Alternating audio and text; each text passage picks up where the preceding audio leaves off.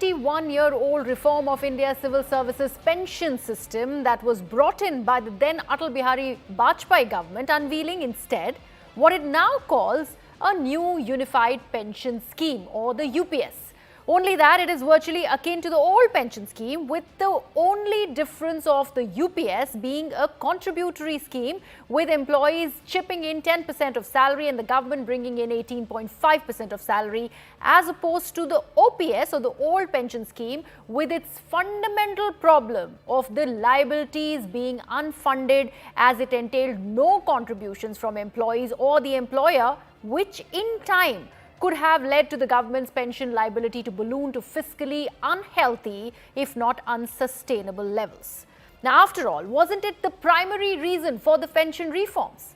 Now, the unified pension scheme that will be effective from April 1st, 2025 promises retirees a fixed pension amount, unlike the new or the national pension scheme, which is a significant aspect, remember, that attracted a backlash from the government employees that the new scheme received. The opposition has tapped into this very grouse considerably, with the opposition-ruled states like Himachal Pradesh, Rajasthan, Chhattisgarh and Punjab reverting to the old pension scheme. Hence, a committee was formed under the former Finance Secretary and Cabinet Secretary designate TV Somanathan to review the new pension scheme for government employees in a way that balances their aspirations with fiscal prudence. And those recommendations have now been announced as the unified pension scheme.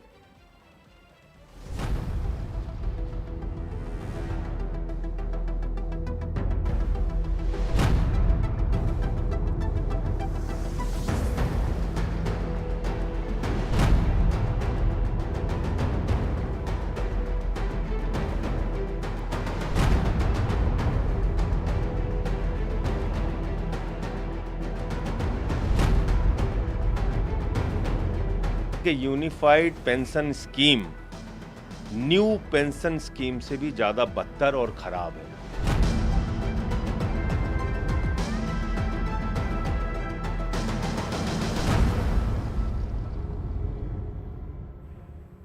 Joining me on the broadcast this evening, Subhash Chandra Garg, who is the former Finance Secretary, Ministry of Finance. Tuhin Sinha of the Bharatiya Janata Party is also with us, and with us is Nikul Patel of the Congress Party. Mr. Garg, I'd begin with you first. Considering we are talking about the unified pension scheme, we'd like to understand the intricacies. What does the scheme really entail? Because the allegations against it is that it's just a tweaking of the old pension scheme. What would you suggest it really is? Is it taking the best from the old and the new pension schemes and putting it together as the UPS? See, I think there are two very good features in trying to give the employees additional benefits in comparison to the NPS. Number one, the government has tried to keep it fully funded by raising the contribution from 14% to 18.5%. and promising to increase it every 3 years if required. Second, it tries to give the additional benefit, but not the full benefit of the OPS. I think that's very critical. So it seems to be an attempt to strike a balance between the demands of the employees and the fiscal considerations. Let me highlight just two things here. Number one, and I recognize there's a little bit of misunderstanding or the lack of clarity about this particular provision. While the UPS promises 50% of the average basic pay of the last year as the pension, and also promises an inflation indexation on the pension so determined, right? It is not equivalent to the pension under the OPS, which was 50% of the basic pay and the DA applicable on that day. Yes. If you can illustrate, so if you have ₹1,00,000 as basic pay and on that day 50% DA, so your pension was 75,000 effectively, 50% or 50,000 as the pension and 50% DA thereon, right? But in the new scheme, if I have understood the wording very carefully, it is 50,000 rupees pension, which will be indexed for inflation for the future. So after 1 year, if the inflation is about 5%, the employees will get the relief of 5% on the 50,000 rupees pension. Okay. Its pension will not be 75,000. So that's one big difference. The second one, in the UPS, in the old pension scheme, the employee was not contributing anything. Its contribution of about 10% or so was going into the GPF account, and that was available to the employee as a lump sum at the time of superannuation. Whereas in the UPS also, the 10% contribution of the government employees goes into the pension. So that is a difference from the UPS. The government has tried to come up with an additional payment at the rate of 10% of the monthly pay for every 6 months of the service.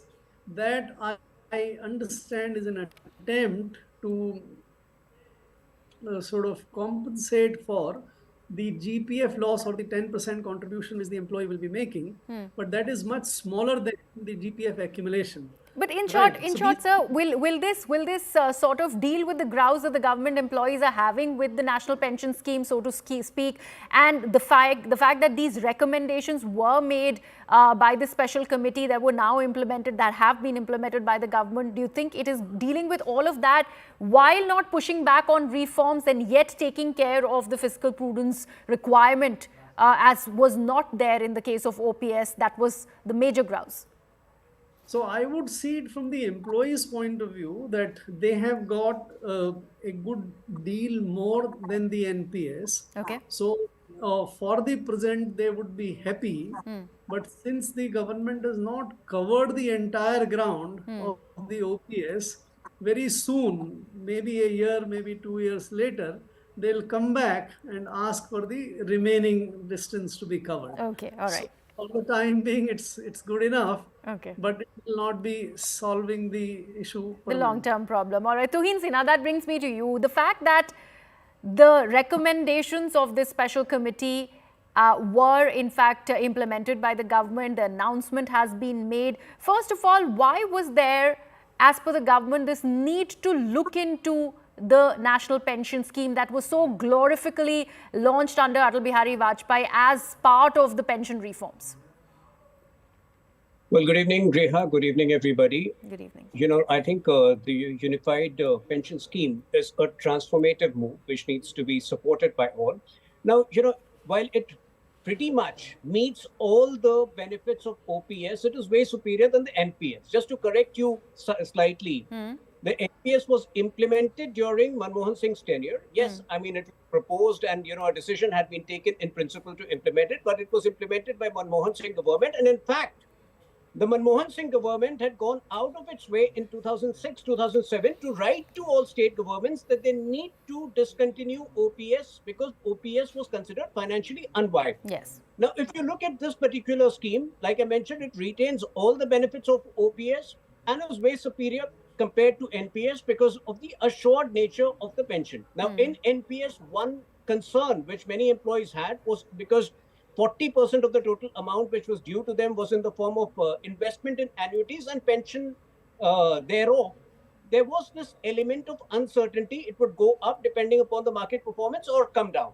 So that is completely taken care of. And at the same time, it is viable. It is financially prudent because 10% of the contribution will be made by employees as against zero, which was the case with OPS.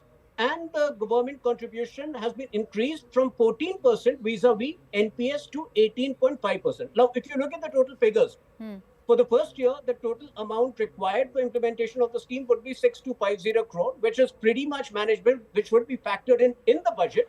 But if you compare it with the fiscal profligacy of the Congress state governments, which had been implementing OPS from backdate, I think, Congress pretty much had been working on a plan to unleash financial anarchy in the country, which is something which we have contained through the new UPS. But you've I think still that not makes answered the question of why this need to look at NPS. Why suddenly, with the government was backing that national pension scheme for so long, decided to delve deep into relooking it, reviewing it in the first place, and then coming up with a unified pension scheme?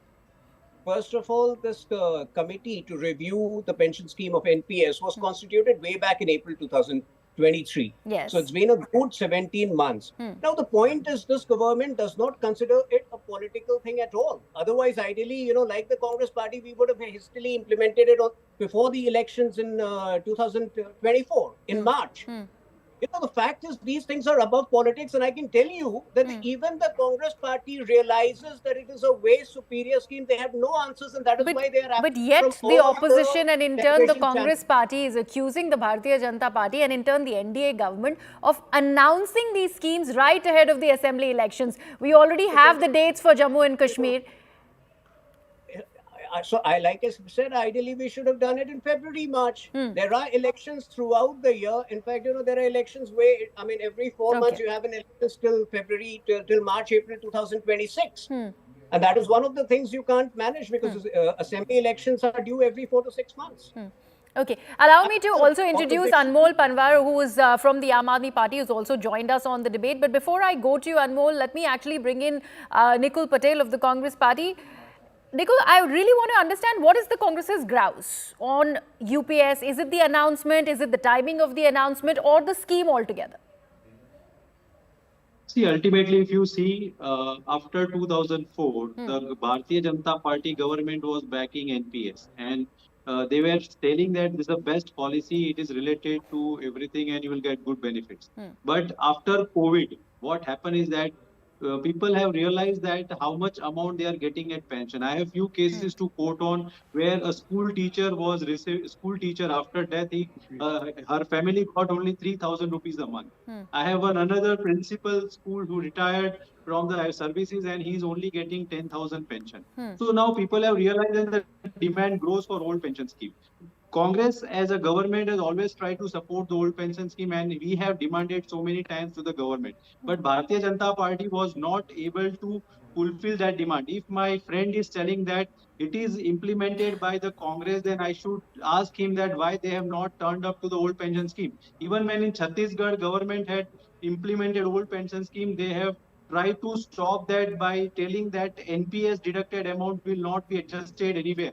Secondly, now, right now, when after post June 4 this year, the elections were there of Lok Sabha results, and we find that every now and then the government is taking a U-turn on their policies, and they now realizes the heat that if they want to be in the power, they has to be democratic, they has to be public, they has to be populist, and that is why now they are taking U-turns on many issues. Old pension scheme is a real demand for Congress, and that is why we are enforcing it. But the Congress party dumped the old pension scheme. If I'm not mistaken, it was the Congress party because it was so financially ruinous for the government that the Congress was the first political party to go ahead and dump the scheme and then decide on reforms. That also needs to be looked at here, Nikul. See, reforms are required, but the old pension scheme, which is there, is definitely in the larger interest of the employees, and they are the people who are directly implementing the policies of the government on the grassroots level. I think there is a huge demand of the public employees, and that is why now it is a requirement. Okay. As Sir rightly said that right now, whatever 50% basic people will accept, but later on the demand will grow, and definitely the whosoever the government is has to listen their demand. We are in the favor of OPS. Even Rahulji is telling so many times that we need to go back to OPS because NPS is not the right way for, we can say, the retired employees who have served long in the services, and that is why we are favoring it. We are in favor of OPS. Okay, we'll come back to whether it is a short-term plan or not, like has been mentioned by Mr. Garg as well. But let me actually bring in Anmol. Anmol, Aam Aadmi Party is suggesting that this is worse than the national pension scheme. This is something that should not go ahead and be implemented. What exactly is the point that AAP is making with these allegations? Grihaji, the central government has crippled every section of the society, and in continuation of this, they have committed grave injustice against the government employees by introducing this unified pension scheme. There had been widespread protests across the nation, and despite that, the central government has enforced this unified pension scheme. Aam Aadmi Party demands that the central government must bring back the old pension scheme. And my friend Tuhin Sinha, he said about financial unviability and the financial anarchy which the OPS can cause. When the farmers ask for MSP, central government don't have money. They implemented this Agniveer scheme in the military because they said that they don't have money to pay pensions to the soldiers. They don't have money to build government schools. They don't have money to provide better healthcare facilities to the people. And now they don't even have money to provide funds to the government employees who have dedicated their entire life for this country. And this is happening while the debt on the country has skyrocketed from 55 lakh crores to 205 lakh crores in last 10 years. The reason is they are not capable of governance. लोगों को खून के आंसू रुला दिए इस सरकार ने. And why we are saying that? Why we are making saying, sweeping statements is I'm one thing, coming but to I'd your- like to I'm coming to understand your- one thing. When Yeah. you I'm advocate coming to old your pension question. scheme, when you advocate the old pension scheme, the fact that even the Congress government decided to go ahead with certain reforms when it was about the old pension scheme was because of it not having any contributory nature, as has been discussed by Mr. Garg. Tuhin has also touched upon that aspect.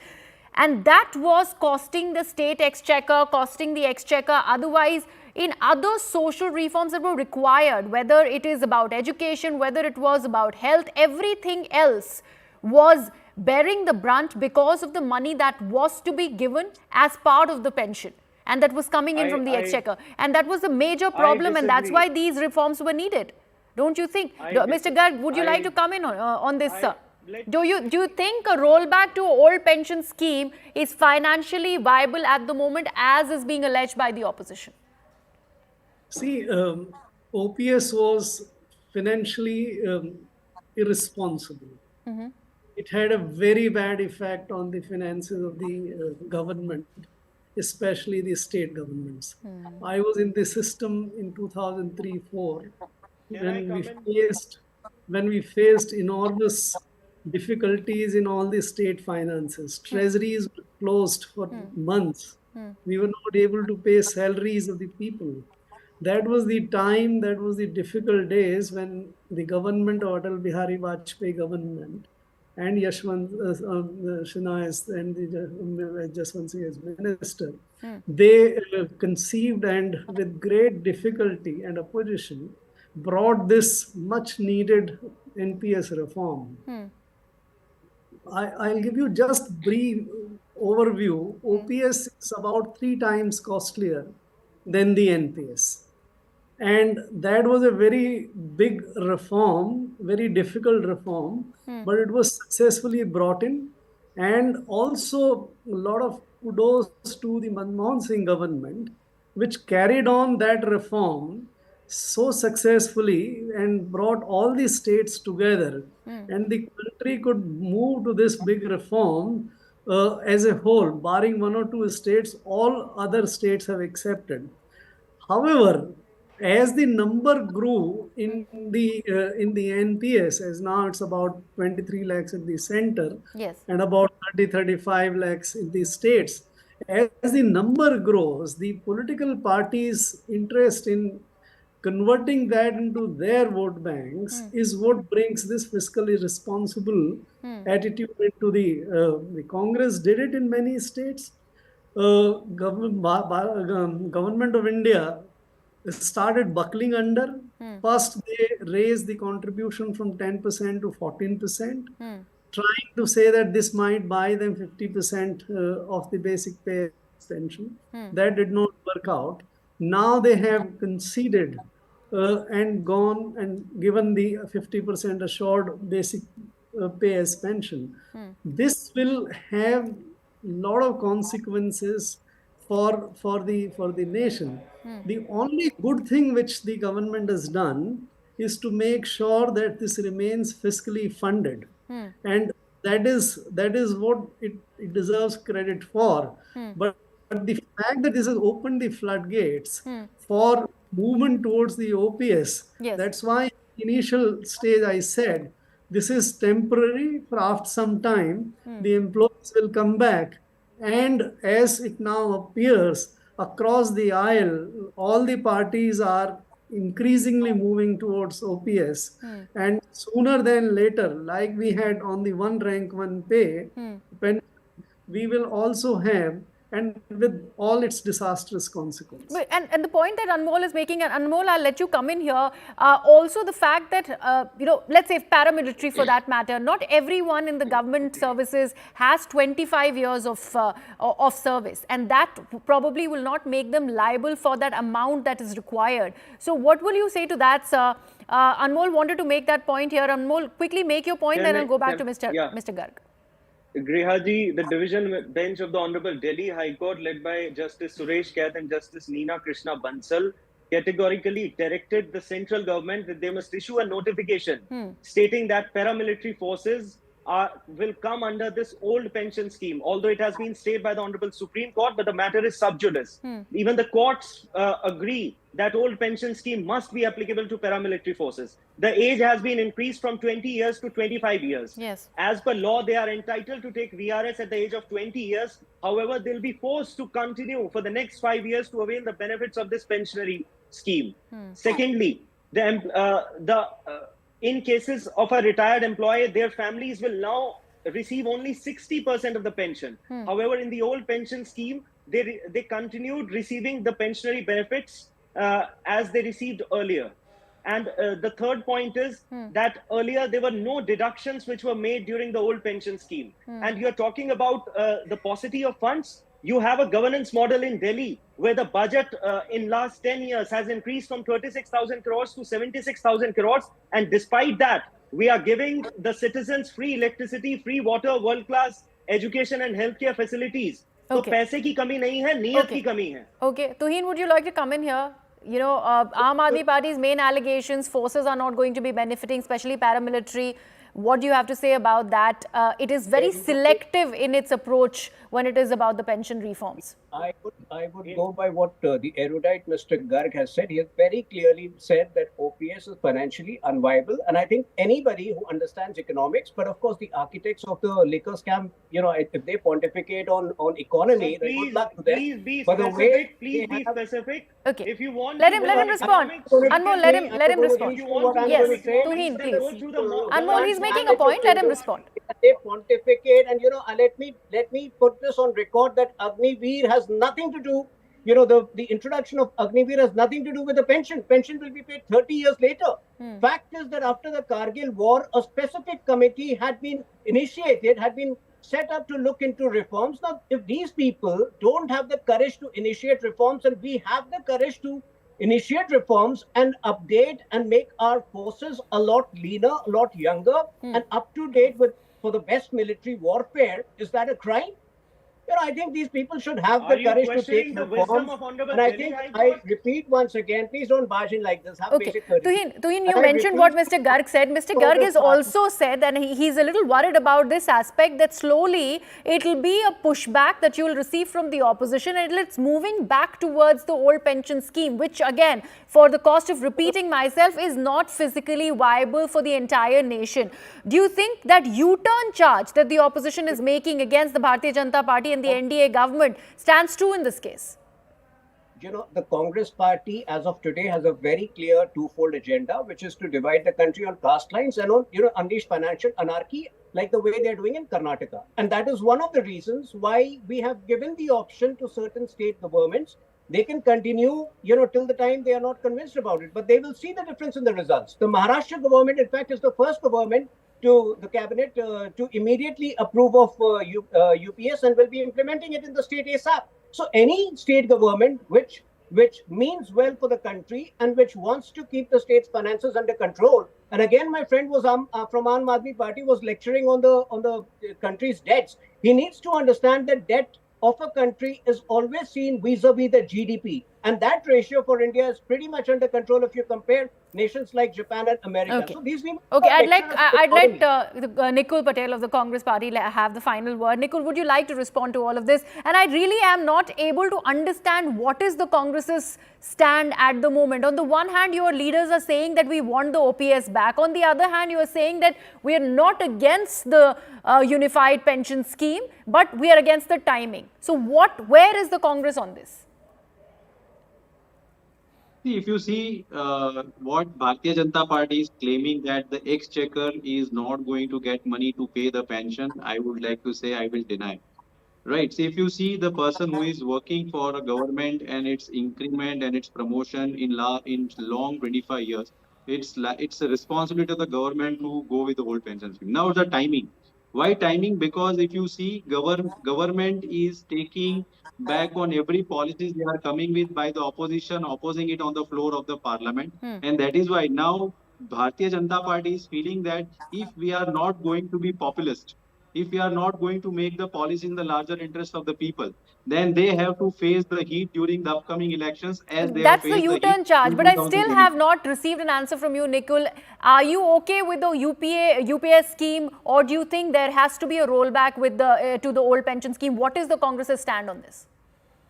We have always supported old pension scheme and we are in the demand that old pension scheme should be established. We have established in states and now we want that center should also adopt the same policy. All right, whether it is financially viable for the nation or not remains irrespective. Politics continues on this. We'd like to thank all my guests. I'm really sorry I'm very short on time on the broadcast, but I'd like to thank all my guests who have joined us on this debate this evening. Thank you so much for joining us. With that, I'm slipping into a very, very short break.